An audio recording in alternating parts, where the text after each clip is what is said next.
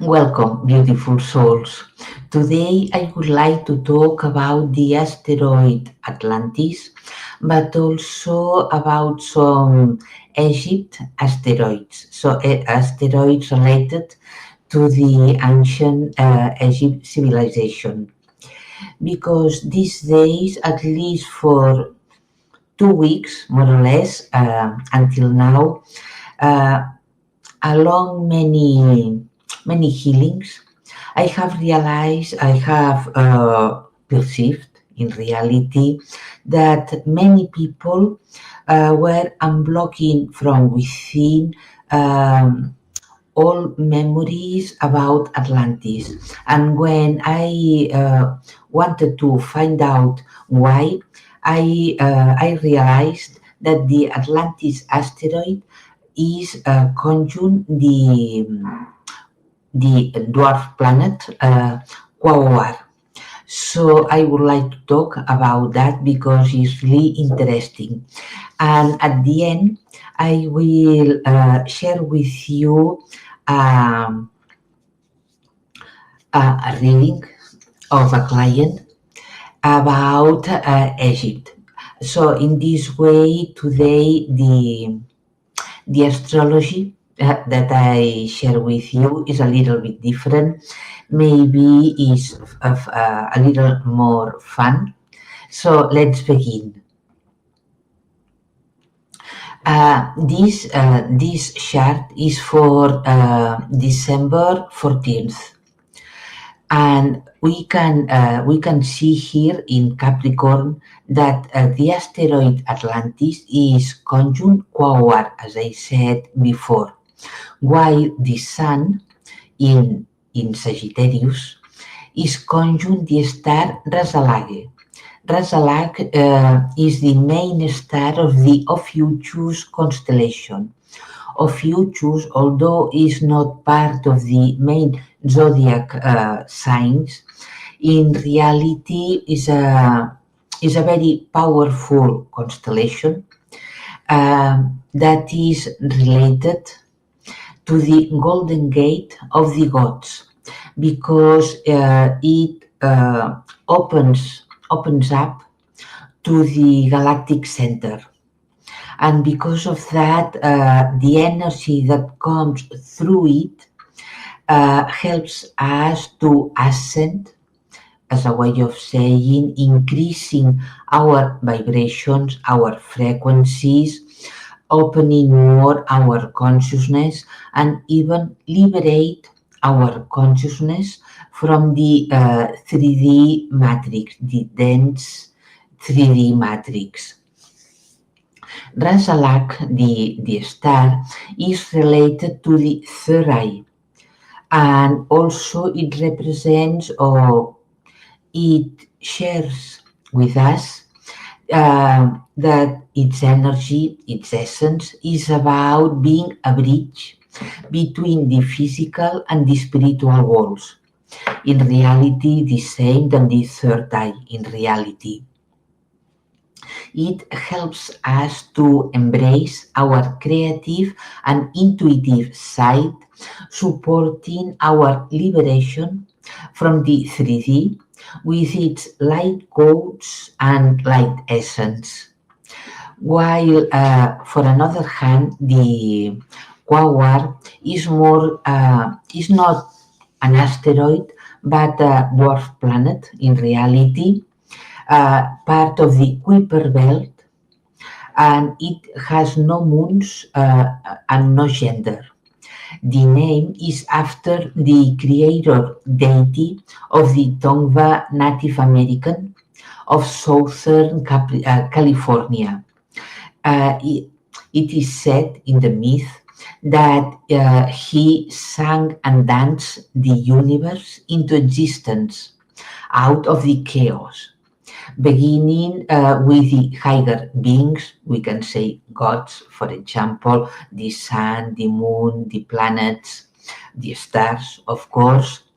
And as each force, each being was birthed, it joined its song to Quaoar, and in this way more complex forms emerge until the earth was populated.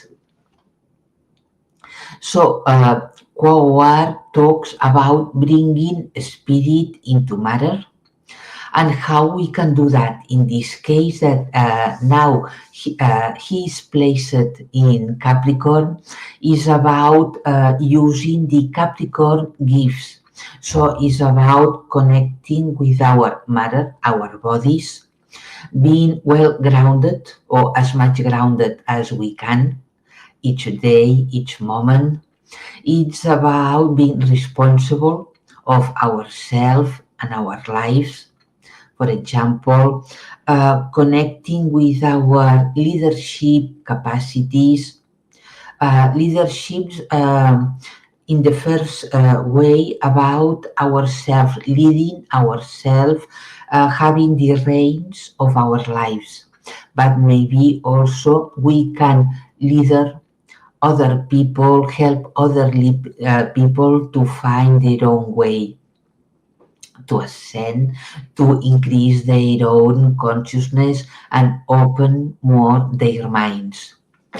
Quaoar is related to a natural way of being, using sound to create together with all natural beings. Is about the song of our soul and healing through sound. Is connected or is related to the spirit consciousness, creativity, that inspires our return to the sacredness of life and natural law. So it's about reconnecting more with nature.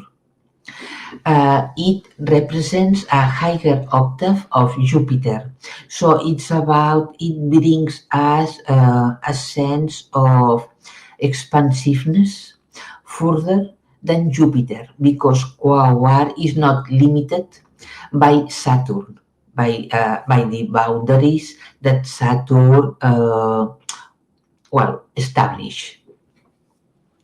But its negatives, one of its negative side is about if we are not able to channel its energy for the best of ourselves and all people and nature, then we twist its energy for our egos, and in this way its negative side, its energy is give us the ability to control others by fear, being Armageddon prophets, for example. So it's important, well, to be careful. Quaoar is also related to birds, songs, dances of a spiritual origin. And now that the asteroid Atlantis is conjunct Quaoar, it means that it's time to recover our past gifts, our potential from Atlantis, to recover our Atlantis inner song. Is about to recover our leadership, courage, integrity, to take the reins of our lives collectively and individually, and in this way changing our futures as humankind and also our individual own futures. Uh, I suppose that almost all of you know that almost at the end of Atlantis, some Atlantean priests and priestesses, together with their families, prefer or chose to leave the fallen civilization and find new places to begin with, where they could convey their wisdom, their knowledge to humans instead of the wisdom as knowledge being lost. And in this way, they fled to different places of Earth. One was, for example, Ireland, Scotland, and later on they became the Celts, the Druids. But another place also, excuse me, also they went to what is now Central America, even some parts of South America and North America. But another place was Egypt. In reality, it was not the Egypt that we know now, because they at the beginning they place or they settled themselves in what is now Sudan, and later on they followed up the upper river, the Nile, and settled in what is now Egypt. But at the beginning, it was more in the Sudan place. And here we have the astrological chart with some Egypt asteroids. So now we can have a little fun, because, for example, we have the Bennu asteroid that is conjunct Pluto. Bennu is just at the end of Capricorn, Pluto at the beginning of Aquarius. Bennu is related to the bird, to the and also the one of the creator myth of Egypt. So it's related about creating our lives. Also, Venus is can represent our second inner sun. So a place where we can shine. And in this way, here, if we shine our inner potential, Venus, uh, but when we are well grounded on our bodies, then we can connect easily with our potential, with our unique, different humanitarian potential that Pluto represents. And as we connect with our potential, then we shine more and more. So there's some, they fit together, Venus and Pluto. For another hand, for example, the asteroid Sphinx is sextile Chiron and Aries, sextile the Sun, conjunct Chariklo. So it's time to embrace our healing abilities that are hidden within us. While the asteroid Osiris, excuse me, is conjunct Uranus and Sedna. Anubis is sextile Varuna and square the lunar nodes. Isis, the asteroid Isis is opposite Atlantis. The asteroid Cleopatra is conjunct Mercury, and Apophis, the asteroid Apophis, is conjunct Atlantis and Quaoar.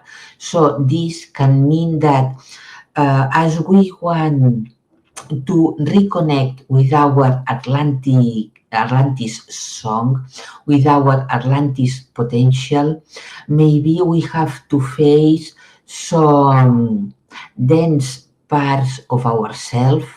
Maybe even our Atlantis potential is blocked by some black magic.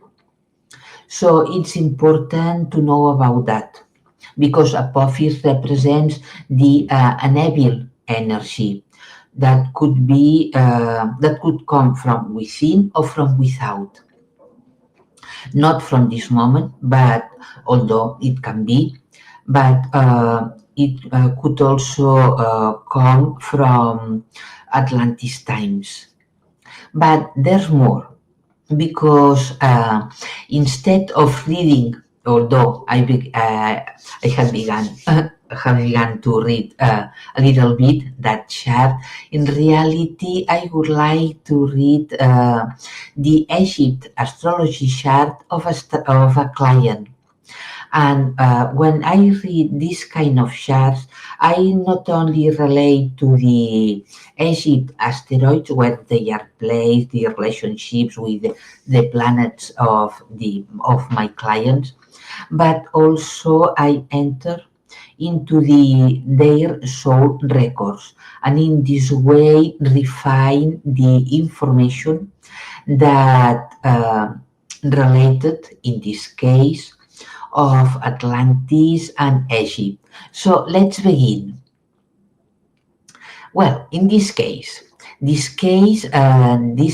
this woman, has here the Atlantis asteroid in Scorpio, conjunct her asteroid DNA. So it means that she has within her own DNA information, energy that comes from Atlantis. So in this way, we can say she lived during Atlantis time. But at the same time, this connection talks about the ability to transform herself, to take death, rebirth, inner processes as a way of flowing through the natural changes of life. So when she was in Atlantis, she chose to flow with the natural ways of life at that moment. And well, in her case, it means that she preferred to leave Atlantis before it fall, and begin a new life elsewhere. Also, she has the asteroid Bennu conjunct Atlantis. In this way, it means the asteroid Bennu is also related to the avian family, star family. So in this way, in this case, it means that when she lived in Atlantis, at least at the beginning of Atlantis, she came here as part of the avian family. And she lived Atlantis since the very beginning of that civilization. At first, she helped to anchor the avian light energies, bringing her knowledge and the knowledge of the avian family of light. And she worked in a temple of knowledge. First, at the beginning of Atlantis, she helped to store knowledge in crystals, but also in water containers. Uh, because, but in this case, the knowledge, the wisdom also was stored in water containers that later on were brought to rivers and poured them down to the rivers as a way that the river's waters could spread the knowledge and wisdom throughout the entire earth, so that knowledge could arrive to the entire earth population. It was really beautiful. And in this way, uplift the consciousness of all beings that were drinking and using those waters. Later on, as time went by, she worked one more time in the Temple of Knowledge, but instead of storing the knowledge in crystal capsules, we can say, she stored it in written form, we can say books in some way, although most of them were lost once Atlantis fell. So we can say that she was a keeper of the cosmic knowledge that was brought here by the different civilizations that were part of the Atlantis that established colonies, Atlantis colonies on Earth. But also, just before the fall of Atlantis, she was a priestess that fled Atlantis before the cataclysm and went to Egypt together with her family and other priests and priestesses to continue her task. So she was able to leave behind all what she knew at that moment and begin a new life with different conditions.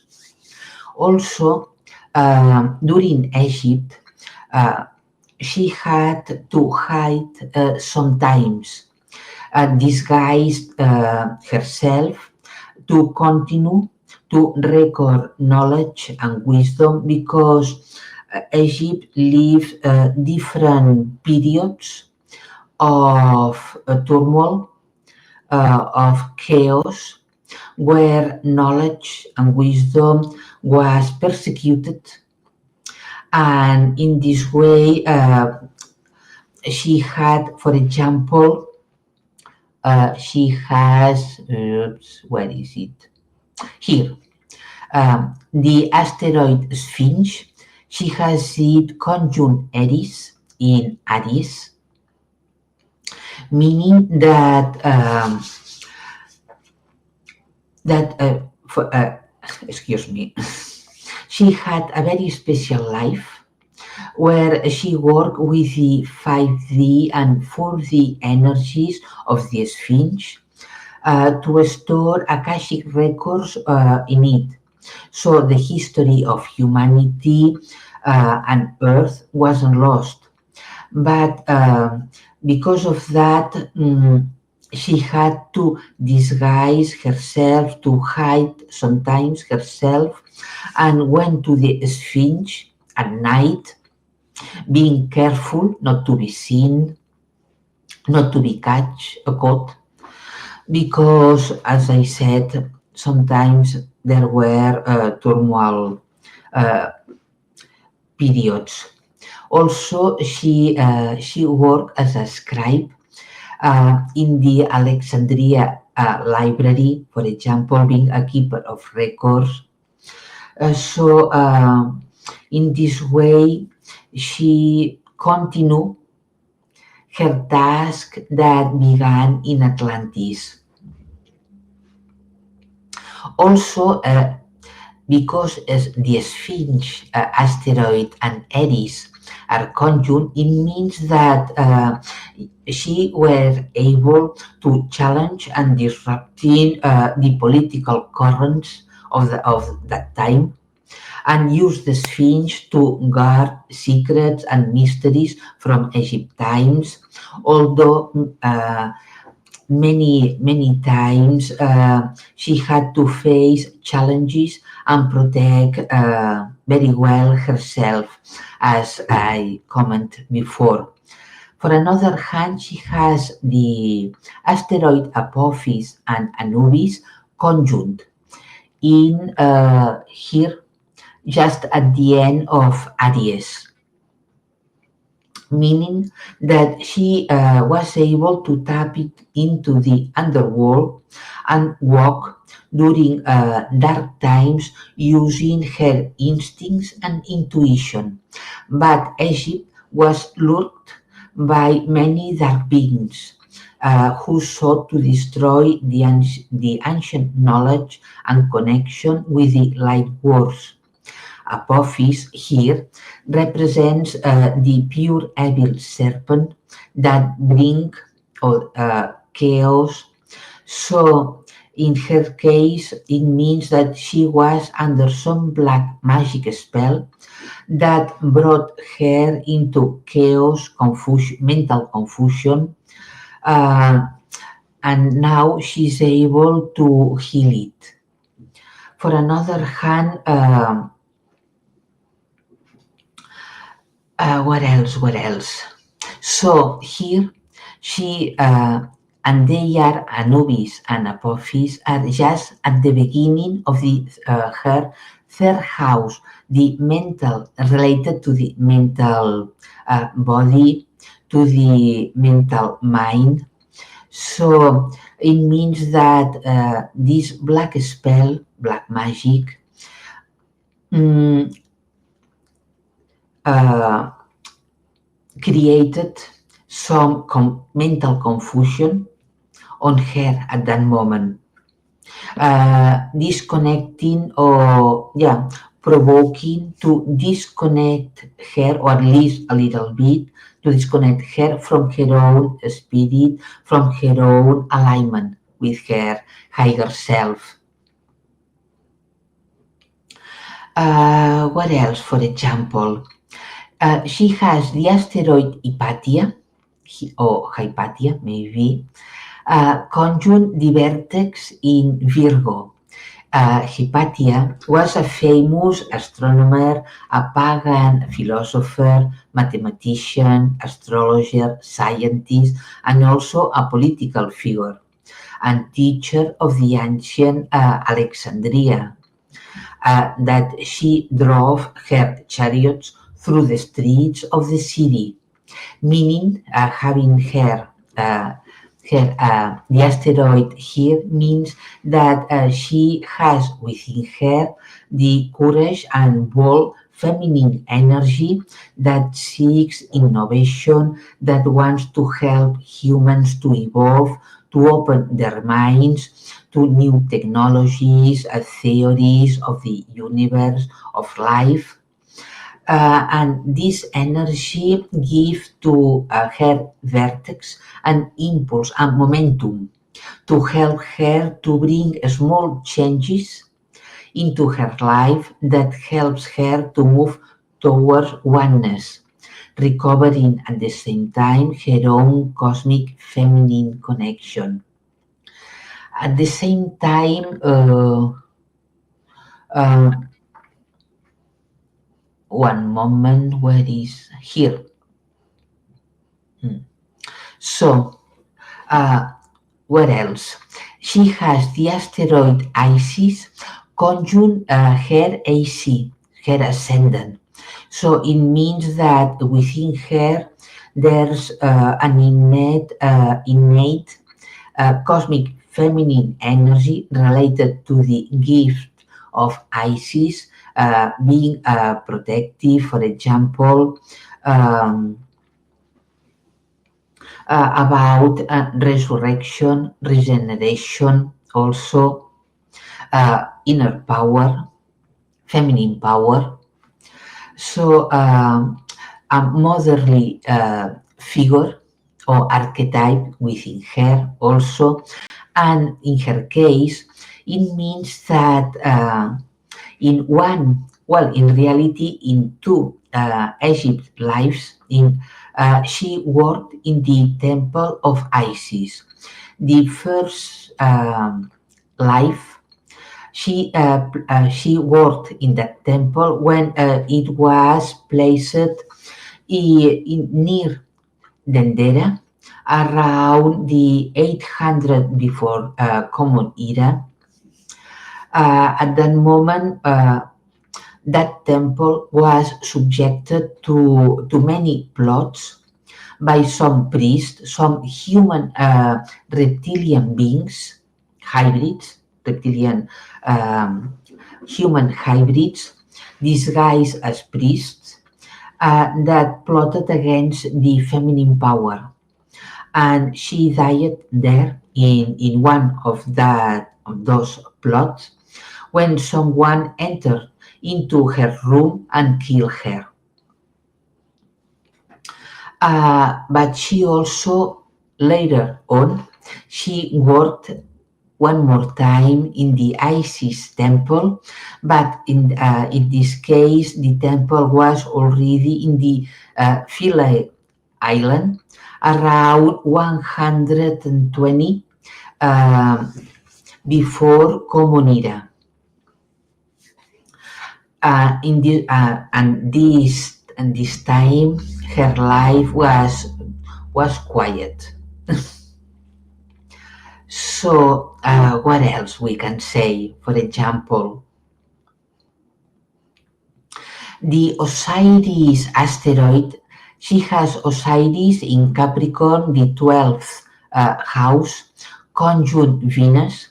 In this case, it means that she has within her the ability to resurrect, to transform, um, but also that she has some hidden enemies that maybe they can try to prevent her to resurrect, to transform herself.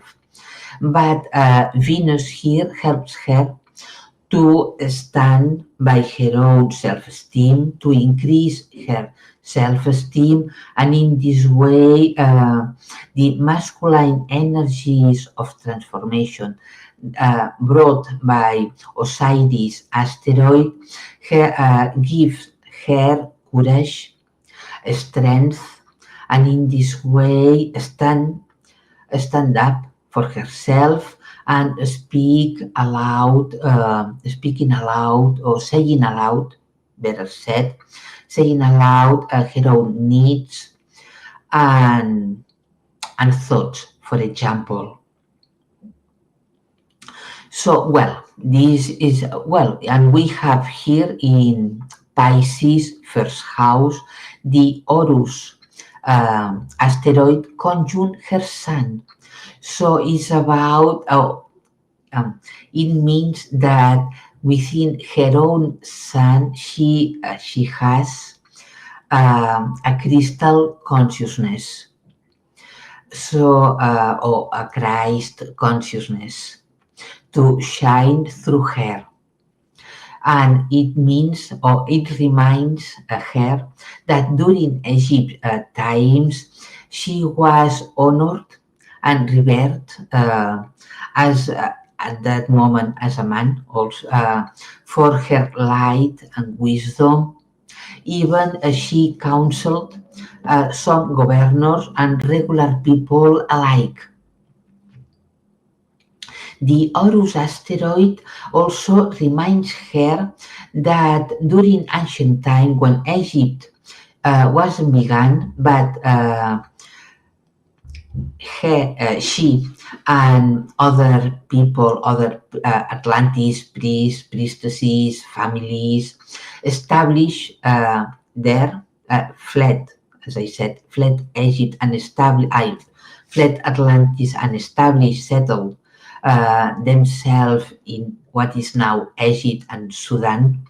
Uh, they anchor, the first thing they did at that moment was anchoring their crystal consciousness. So, in this way, once the crystal consciousness was anchored, was grounded, they began to construct, to build what we know as the Egyptian civilization. And in this way, it could stand up so many millennia, even against many plots, dark spells that it was under for many times. So that's it. That's it for today. So you can see how we can, is a little, only is a small example of what we can find in an Egypt and Atlantis reading. I hope that it was funny, that it was useful for you.